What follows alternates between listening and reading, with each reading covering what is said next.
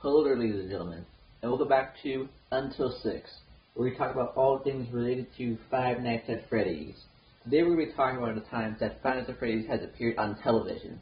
Now, Five Nights at Freddy's is mostly an internet thing, and is mostly confined to the realm of the World Wide Web. But, a variety of times, throughout the many years the franchise has been around, it has broken out of its shell of being exclusively on the internet, and has gone on to mainstream television. And we're going to talk about the times this has happened. The first time it ever happened was in 2016, when a store known as Freddy's Pizzeria began receiving countless calls from people believing that the restaurant was the real-life Freddy Fazbear's Pizzeria, and people began calling it relentlessly, asking if this was Freddy Fazbear's Pizzeria. Now, a news report was done on it by a Columbia Broadcasting System officiate out in New York City. Now, Freddy's Pizzeria is located out in Long Branch, New Jersey, but New Jersey is fairly close to New York City, so of course they would probably report something going on over there. And even showed the opening screen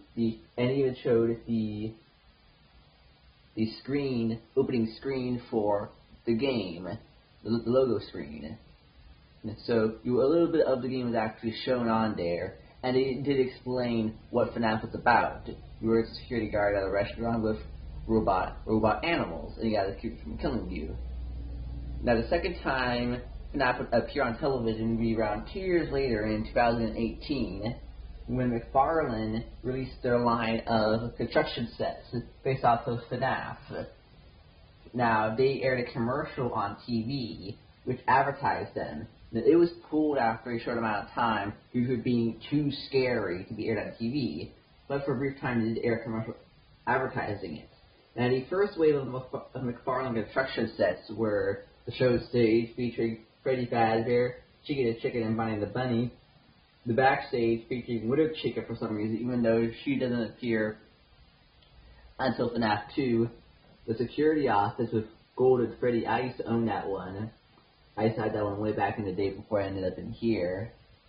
Yeah, before I was in here. I had that before I was in here. Those were good times, those were good times. But anyways, and Pirate's Cove with Foxy the Pirate Fox. Now, the next time FNAF would appear would be 2 years later. In 2020, Cable News Network 10, a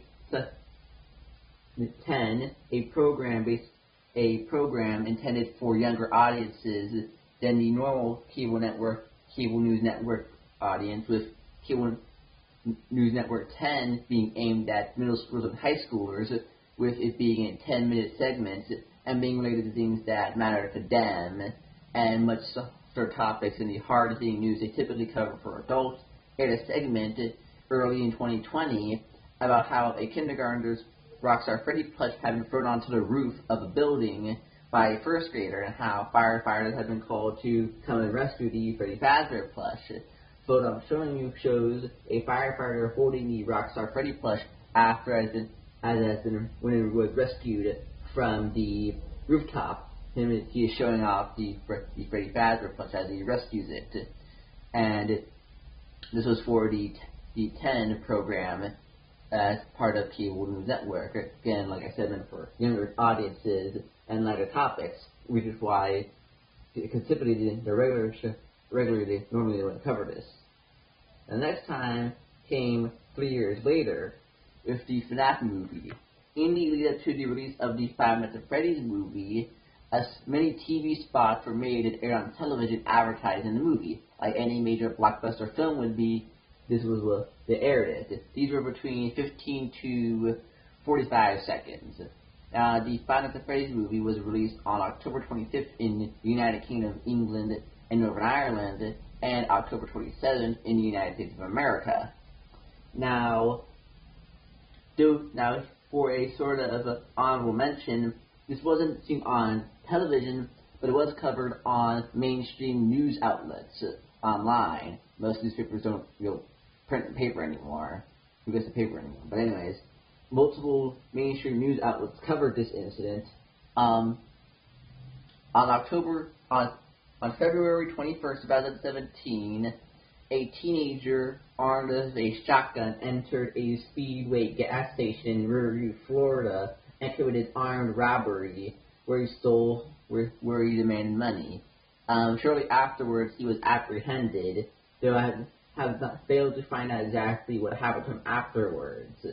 And his name was not revealed due to him being a minor.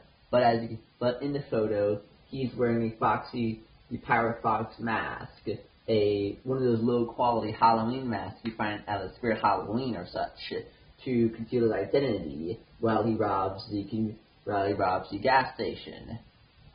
Like I said, this was covered in news outlets, on mainstream news outlets, but it wasn't on TV.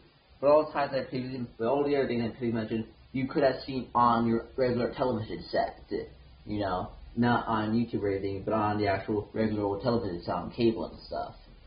But yeah, that's all I gotta say for today's video, ladies and gentlemen. I hope to see y'all again sometime soon, and I'll see y'all around. So, bye. Have a nice time.